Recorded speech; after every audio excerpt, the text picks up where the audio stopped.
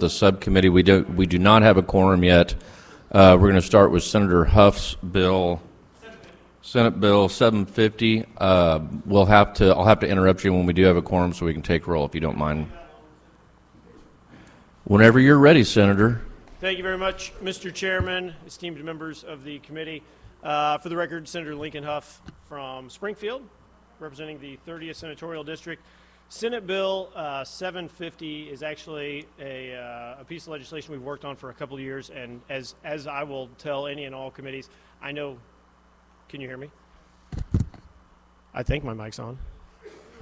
As I will tell just about any and all committees, these things are always a work in progress. I know we've had a bunch of inquiries already in our office asking for a few tweaks here and there, so we will be happy to work with folks along the way.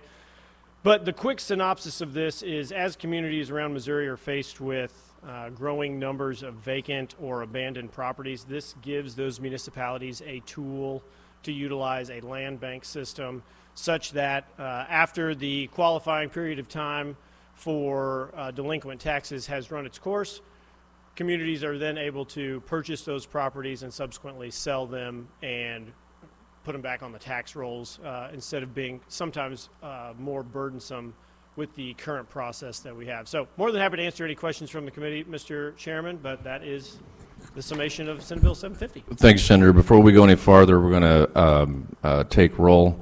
Senate Committee on Emerging Issues being called to order. I should call the roll. Senator Brown. Here. Senator Moon. Senator Gannon. Senator Koenig. Here. Senator McCreary. Here. Senator Razor. Senator Schwar. Here. We have a quorum. When a witness is getting ready to speak, he or she should introduce themselves and address the comments to the committee.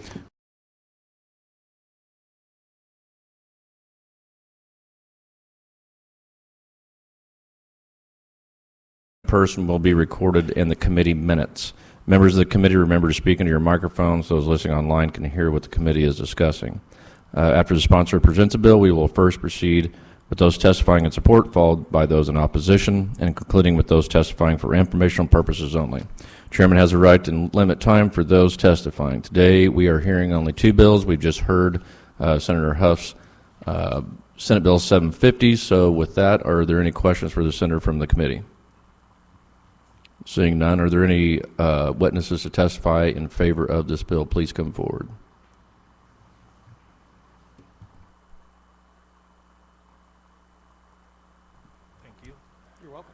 Mr. Chairman, members of the committee, for the record, my name is Jason Zamkus. I'm a registered lobbyist appearing on behalf of the Missouri Association of Realtors. We'd like to go on record in support of this legislation. We believe it provides a needed tool to local governments to help address abandoned and tax delinquent properties, protect their communities, and get those properties back on the tax rolls. With that, I'd be happy to take any questions. Thank you. Are there any questions for this witness? All right, seeing none. Any other witnesses testifying in favor of this bill, please come forward.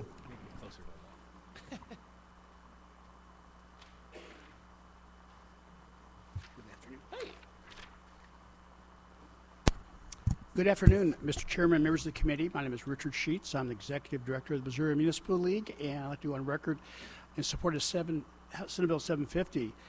It's really a very important bill. I think it has twofold positive effects on our state. It helps remove abandoned and unsafe structures, but on the same token, it helps and assists expanding our housing stock, which is well needed throughout our state. We have a housing crisis in many communities, and this really will go a long way in helping that. I'll try to answer any questions if I can. Thank you for your testimony. Are there any questions for this witness from the committee? Thank you. All right, seeing none, are there any other witnesses to testify in favor of? Please come forward. Thank you, Chairman, members of the committee. My name is Rachel Waterman. I'm an attorney at Legal Services of Eastern Missouri, and I'd like to go on record in favor of this bill. Like the witnesses before me, I'd like to say this is a very important bill. Our entire legal practice at Legal Services of Eastern Missouri focuses on vacant and abandoned property and how to get those vacant and abandoned properties back to market, because those properties are dangerous for the neighbors, they bring down property values, they harm public health, and all around they hurt our communities and make them less strong and less vibrant. This bill is a really important new tool for local governments that allow them to get those abandoned tax delinquent properties back to market faster and make the title to those properties more marketable. And it also allows them to create land banks when the market itself can't fix this problem, meaning that there's no bidders at public auction who want to take on those properties themselves. Then the local government can step in with its land bank and repurpose those properties or find new buyers who will repurpose those properties. Again, it's an optional tool, so counties can use it for those properties where it really matters, but they don't have to. And it's all meant to assist in getting these properties back to market. Happy to take any questions. Thank you for your testimony. Is there any questions for this witness? Senator Koenig. This is actually a question for the previous witness. All right. Well, yeah, go ahead. Proceed. Senator McCreary. Thank you. Thanks for being here, Rachel. So one of my questions in the bill as presented is, it seems on page 21, it seems to take out being able to use land banks for affordable housing. And I might not be reading it correctly because it's, an 87-page bill. I'm familiar. But my concern, and I come from the same region as you, is the last thing we want. I think we should be doing things to encourage affordable housing rather than removing options for affordable housing. So did you have any thoughts on that? Yeah, I agree with you, Senator. And I think this bill can still be used for affordable housing. The lucky thing about that list is it says including but not limited to these uses. So land banks can still use this bill to promote affordable housing, develop affordable housing if that's what their priority is. That's a list of suggestions more so than a limiting list. So though it was not our idea to take that off the list, I don't think it should be a problem. That's interesting because normally in statute we don't make suggestions. So it's interesting that it's suggestions. So thank you. Any other questions? All right. Thank you for your testimony. Are there any other witnesses testifying in favor of this bill? Please come forward.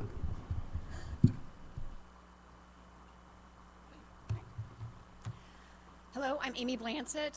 I thank you for allowing me the time to speak with you today.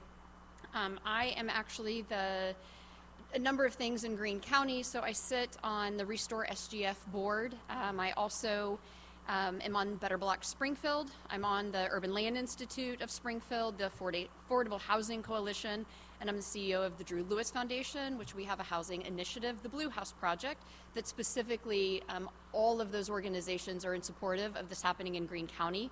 One of the things that we know is obviously the potential of economic growth with housing. We have a number of blighted properties in Springfield, and many of them are lost in this land banking concern. Being able to get a clean title on them becomes the issue that they continue to sit and aren't even sold on our courthouse steps.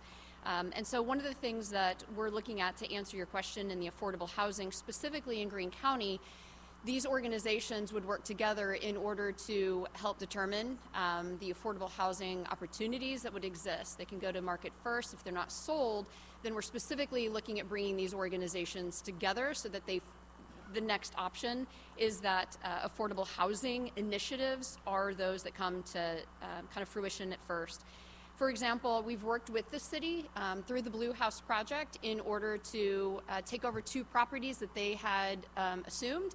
And one of them was in a condition that no one was interested in purchasing on the courthouse steps. They did have a clear title of it, and we were able to step in, renovate the house, and then we specifically work with low income or low to moderate income families to become capable of purchasing homes. So all of these organizations in Springfield have firsthand experience of the positive impact that initiatives like this can bring to our neighborhood. Right now, many of us, there are 20 houses that are in limbo just in the Zone 1 that we focus on as our greatest area of blight. And those 20 homes affect the homes around them. And so those 20 are affecting 60, 80 homes. They bring down a market. And we've got a number of low-income initiative housing institutes that are interested in acquiring those, making sure that they are not going into the hands of business owners who are not maintaining properties. And so again, this entire coalition, we're here to express a strong support for this initiative, especially for what it can do for Greene County, our housing shortage, and the blight issues that we currently deal with. All right. Thank you for your testimony. Is there any questions for this witness? Seeing none, thank you. Are there any other witnesses testifying? How many more witnesses do we have to testify in favor of the bill? Please show your hand. Okay. How many in opposition to? All right. Mr. Chair, members of the committee, Will Mars on behalf of the City of Springfield. I just want to go on record in support of the bill. We are going through a huge era of urban revitalization, and we think this is a very valuable tool. Happy to answer any questions. Any questions for this witness? Seeing none, thank you. Next witness in favor of, please come forward.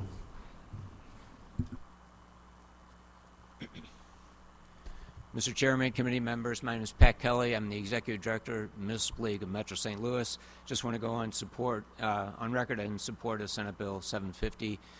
In St. Louis County specifically, there's a great need for this type of process.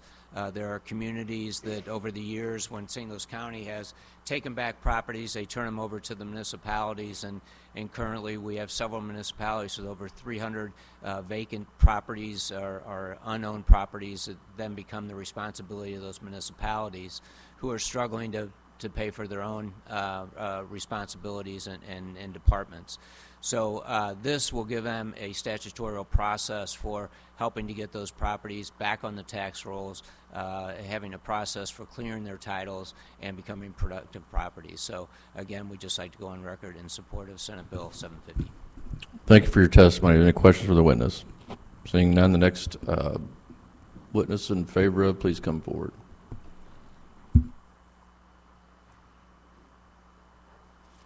Good afternoon, Chairman Brown and members of the committee. My name is Trina Reagan, and I'm here today on behalf of Empower Missouri in favor of this bill for all the reasons I think that have already been given. Our specific interest is in the role that this can play in the affordable housing shortage that we currently have in Missouri.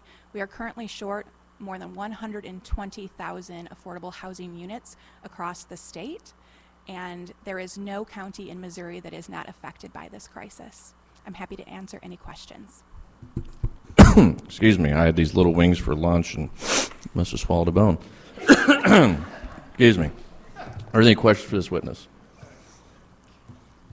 Seeing none, next witness come forward, please. That is in favor of. Mr. Chairman, David Winton here on behalf of St. Louis County. I want to go on record in support of the legislation. Thank the committee for its consideration and the sponsor for his generous time. Thank you. Are there any questions for this witness from the committee? Seeing none, are there any other witnesses to testify in favor of this bill? Please come forward. Pretty popular bill, Senator Hough. You got a lot of in favor of. Thank you, Mr. Chairman and committee members. I'm Charlie Hinderleiter with St. Louis Realtors, also here to testify in favor of the bill. We have a bipartisan coalition from across the state. This is something that impacts everybody. We know we need more housing, whether it's affordable and attainable housing or housing across the spectrum. This is a tool that local governments can use that gives them another opportunity to take properties that right now are a detriment to a community and bring them back to use. St. Louis County is a unique situation where we have 88, soon to be only 87 municipalities. One provision of this bill makes that only one land bank for St. Louis County, so we don't need 90 of them, just for the record. Thank you for your testimony. Are there any questions for this witness from the committee? Seeing none. Are there any other witnesses testifying in favor of the bill? Are there any witnesses to testify in opposition to the bill? Please come forward.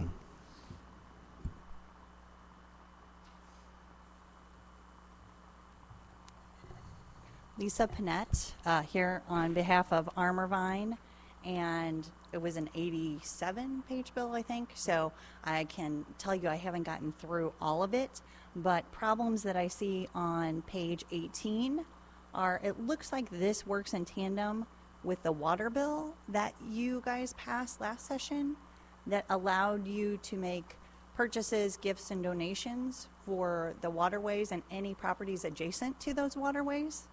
And now this looks like this is opening up that portion to be able to get more of that property. Also on page 23, it looks like there were measures that once these properties were sold, that there were requirements placed upon those about where the proceeds had to go, and they were enumerated. So there were things like the taxes had to be paid then, and the expenses of the sale, etc., and that's now being removed. So I think there's a lot of potential landmines in this bill that haven't been properly vetted. Thank you for your testimony. Are there any questions for the witness from the committee? Thank you. I want to remind all the witnesses to please leave a witness form at the desk there, or otherwise your testimony will not be recorded into the minutes. And is the next witness, please come forward, that's in opposition to it.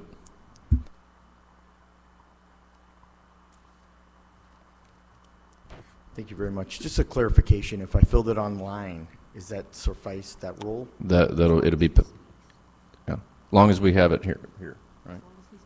Yeah, as long as you're present, it'll be in So I public filled record. it in last night, so have I met the requirement? Okay, thank you. Arnie, you are a dedicated member of the public for this committee. We'll make a special exception for you. I just want to make sure that I'm doing it right and that you didn't change your rules, so that's my point. Thank you very much, members of the committee. My name is Arnie C. Acedino, State Public Advocate. I am opposed to this bill in its present form. There needs to be some amendments. There's a lot of areas that there could be potential fraud, potential kickbacks, and there needs to be some type of issues that address penalties for fraud, for unscrupulous actors that may want to take advantage of the system or take advantage of the possibility and the monies and funds involved here.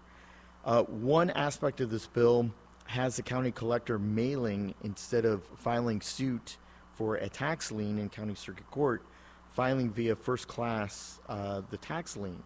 And that would violate, in my opinion, the fair notice and due process. So I would definitely be opposed to that part of the bill. The next part of the bill is to bid at these public tax sales or land bank sales. There would be required a bidder fee in the amount of $200. And again, call it a fee. In my opinion, it's another tax. And so I'd be opposed to any bidder fees required. One requirement in this legislation states that the bidder cannot be delinquent in any other property taxes, either for themselves or other property that is owned by that person or that person's LLC. And I don't know who's going to be picking winners and losers of who can bid at public auctions or who can't bid. And I'm sure this would probably, if this does pass the legislature, would be the subject of some legal challenges. Compensation to be paid by lawyers. Right now it's determined by law. There's some type of formula. And so now this legislation puts it in the hands of the county collector. And I think that could be subjective. It could be for favoritism and to have personal lawyers making profits off of county taxpayers. I'm opposed to that part. The title search that is required in this law, it should have been done ahead of time, and it should be done before it's too late and you take someone's property, which that's the last resort, is any governmental entity that doesn't want to take anyone's property. I'm opposed to the part or the section of the bill that states any municipality of 1,500 residents or more can establish a land bank. And so some of these municipalities across the state can barely afford employees, can barely afford to stay afloat. So now how are they going to take on the responsibilities of running property, being a landlord, and establishing a land bank? 1,500, that's too low of a threshold. I think there needs to be something more like the city of St. Joseph population and above. The county to collect a fee of up to 5%. Again, you call it a fee, I call it a tax. And that's 5% of any business done with the land bank or real estate involved properties. And finally, the final issue that needs to be amended and talked about, debated, is the issuance of bonds. Who's going to be responsible to pay back the principal, the interest, and the administrative costs to float these bonds? You know, if you're going to have a community of $1,500, and let's say they float bonds in the amount of $2 or $3 million, that's going to be troublesome in terms of paying back those bonds. And is that going to fall back poorly on the state's rating or the county's rating with Standard & Poor's in terms of their bond rating with the interest that they pay back, which again, taxpayers would be responsible for fitting that bill. That's my testimony, Mr. Chairman. Thank you for your testimony. Are there any questions for this witness? Thank you, Arnie. I'm sure we'll see you next week. Thank you. Yep. Are there any other witnesses to testify in opposition to this bill? Please come forward. Are there any other witnesses? Are there any witnesses to testify? Are you in opposition, or are you for informational purposes only? Come on up. Thank you, Mr. Chairman. Senator. My name is Jean Manicki. I'm attorney for the Missouri Press Association. And I have just one point that I want to address on this testimony, which actually involves 4 different sections in this bill. The first one is 140.1009, and that's the way we think this should be worded all through the bill. It talks about giving notice to absent owners via publication, and that is the way that we prefer it be in here. There are 3 other places, 141.410, 141.540, 141, no, that's 1009 is the same I read you. There are 2 other places where it talks about online publication, and this involves a process that's going through the court system. I can tell you that court rules require, in order to have proper service, notice by publication. And online notice won't satisfy the court system. When you do publication in newspapers, you get an affidavit to prove publication, and the court rules require that as part of the court process. So our request is just that the committee change the sections I mentioned to you, 410 and 540, to where language is matching 1009. That's my testimony. Have any questions? I'd be glad to answer them. Thank you for your testimony. Are there any questions for the witness? All right. Thank you. Are there any other witnesses to testify for informational purposes only? Senator, do you have any closing remarks? I do not. I do. I just want to say, Senator Hough, you have done the best presentation of a bill so far this year in this committee. Thank you. All right, that will conclude the hearing on Senate Bill 750. Up next is Senate Bill 802. Senator Trent, if you're here, whenever you're ready, come on up.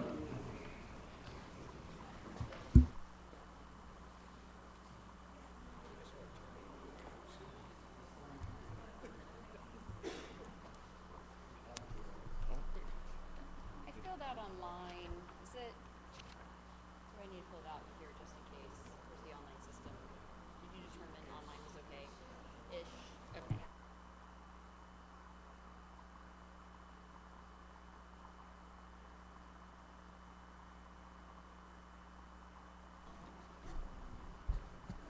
Sorry, Senator. Whenever you're ready, go ahead. Thank you, Mr. Chairman, members of the committee. For the record, Curtis Trent, representing Senate District 20, also from Greene County. This is Senate Bill 802, the Missouri Rural Access to Capital Act. It's a bill that is the first time that I'm carrying, but it's not a first time to the Senate. This is a bill that is in various different forms been considered and voted on for several years, I believe, at this point. But we'll quickly give a summation of the bill. So this measure allows investors to make capital investments in a rural fund. They are then allowed a 6-year tax credit beginning in the year that the initial investment is made. Tax credit is not refundable. It may be carried forward to any of the 5 subsequent tax years. To qualify, any rural fund wishing to accept capital investments must apply to the Department of Economic Development and have at least $100 million in investments in the United States located within counties with a population of less than 50,000 and $30 million in investments in Missouri. The rural fund shall then use the capital investments to invest in businesses with less than 250 employees whose principal place of business is Missouri and is engaged in an eligible industry. The department may reclaim tax credits if the rural fund does not invest 60% of the qualified investments within 2 years of the date of investment. and rural funds must submit annual reports to the department that tracks relevant information about the ongoing investments. Of course, the rural funds may exit the program after 6 years, and as an additional backstop, they must distribute to the state up to 10% of the amount of tax credits received if the tax benefits generated were less than the tax credits distributed. The measure also contains a sunset provision for 2030. I think it's important that we find ways to bring particularly productive industry back into the state, and particularly into our rural communities. When I was growing up, I grew up in a very rural part of the state. There was a lot of light and medium manufacturing in the town that I grew up in, and I watched all that disappear over a period of years as some of the trade agreements and things and regulatory burdens that the federal government was imposing on industry just made it impossible for those kind of businesses to stay afloat. And this is one way, I believe, in which we can mitigate some of the worst effects of federal policy and try to bring back productive industry into our state. Appreciate the committee's time and indulgence, and be happy to answer any questions. Thank you, Senator, and I want to thank you for carrying this bill. I myself have carried this bill a couple different times, and you'll have my full support behind it. So it is very important for rural Missouri to help kind of industrialize and move the ball forward on getting some jobs out there, and that's only going to become more important as time goes on. We're going to see that in the next couple of years. Are there any members of the committee, Tracy, or Senator McCreary? Sorry. Thank you.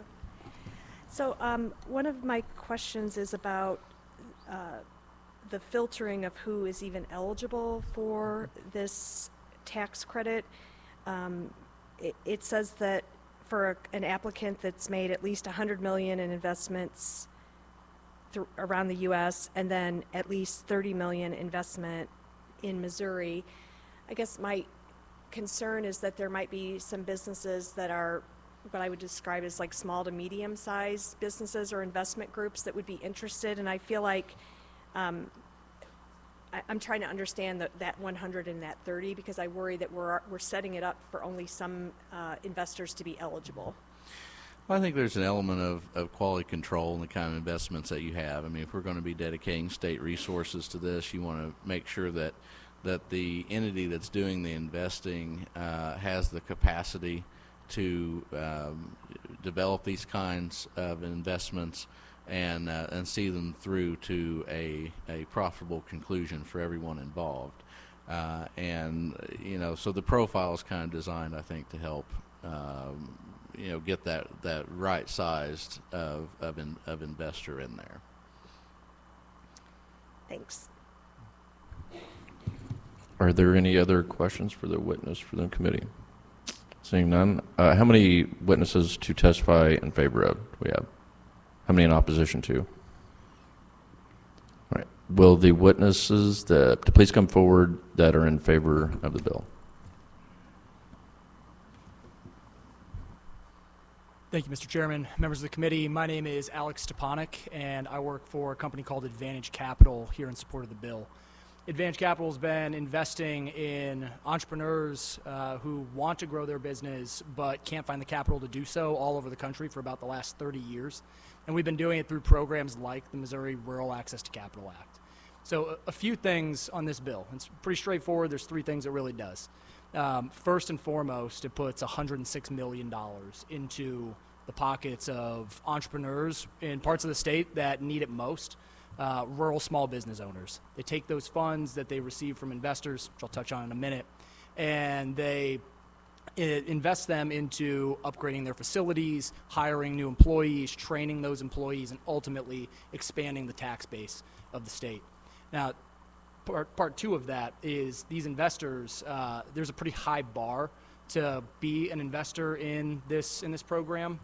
Senator, to your question, that $100 million of investing in rural areas is to make sure that Missouri is getting the investors that have done this work before and have done it in other states, to make sure that it's very difficult to go do. You have to go find the businesses, you have to understand their needs and how they're different from St. Louis, Kansas City, and then you have to get very creative ways of financing. You might be looking at mezzanine debt, senior debt, subordinated debt, a lot of different options for these businesses. So you almost have to act as a consultant. And so when we're working with the small business owners who receive the benefit of the program, this financing, we need to show you want to make sure that groups like Advantage Capital and about 100 others around the country that have been doing this work know what they're doing, so that way it flows seamlessly to the business and that money gets put to work. And then finally, the third piece that this does is it protects all downside for the state.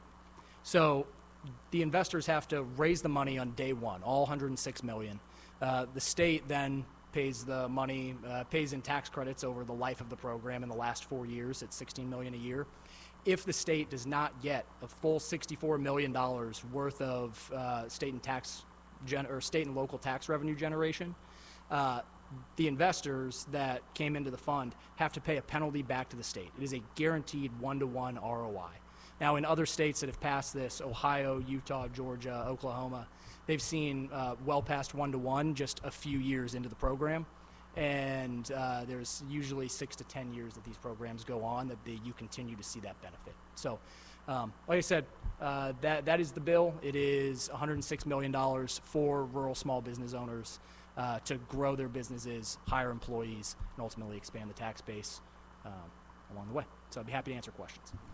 Thank you for your testimony. Are there any questions for the witness from the committee? Senator McCreary.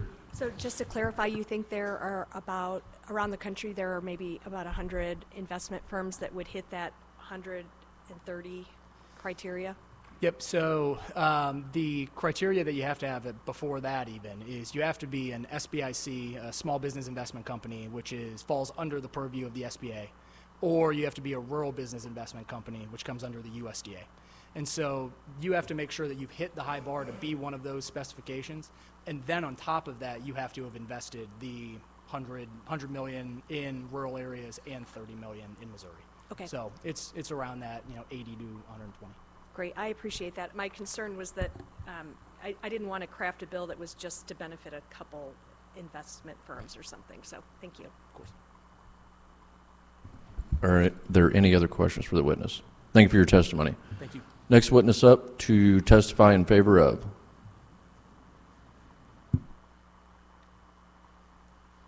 Hello, Chairman, members of the committee. Thank you so much. My name is Mandy Wright. I represent Sutherland Capital, which is the owner of the Georgia Rural Investment Fund and the Oklahoma Rural Investment Fund. And so I get the pleasure of going around and meeting the business owners that are really taking advantage of programs like this. And I can tell you that based on the number of voicemails I have on my phone right now, that rural business owners in particular are struggling to find the resources they need to grow their companies. Really, the reason behind that is given the financial market now, banks have really contracted and they're just not lending. And so business owners are looking at where they can find that capital. This is extremely, I would say, more on the riskier side than not, because oftentimes these business owners are in need of equipment purchases, and they know once they get that equipment purchased, then they will be able to generate the revenue needed. And so they need someone that can really think through entrepreneurially with them so that they can receive those dollars needed to buy that equipment. To give you a quick example, I worked with a business that was located in Brooklyn, New York. The two founders were making high-end furniture. The name of the company is Hellman Chang. And I started talking with Dan Hellman, and he said, we've had a lot of success. Our first end table was sold to the Four Seasons across the country. And, through working in our warehouse in Brooklyn, while we love New York and it represents our brand well, the costs are we just can't make it work. And so we're looking at other options. He was looking at the Carolinas, just given that furniture there's several synergies in that area, and so was thinking about relocating his business to the Carolinas when he was told by a family member he should look at Georgia. And long story short, was introduced to me, and I said, well, if you move to rural Georgia, we can help you. And when we really dove into his books and started looking at his financials, Come to find out, they had been very good stewards of their income, and they had put aside what they needed to make the move, but they didn't have enough to make the move and put 20% down that would be needed for the SBA. So we were able to do 100% financing for their operation to relocate from Brooklyn, New York to Dawsonville, Georgia, and now the business is thriving. They've seen revenues increase and their costs have dramatically downgraded. If you get a chance, I highly recommend you look at their website, although their furniture is handcrafted American luxury furniture. I haven't had the pleasure of purchasing yet, but I hope I do. So with that, I just share that there are plenty of business owners like that I oftentimes meet. And even one major change that has occurred over the last couple years, I've been brought into transactions by bank presidents throughout these regions saying, we need help, we want to keep our customers happy, so please come in and help lend to our folks. So happy to answer any questions. Thank you for your testimony. Are there any questions for the witness from the committee? All right, seeing none. Next witness in favor of the bill, please come forward.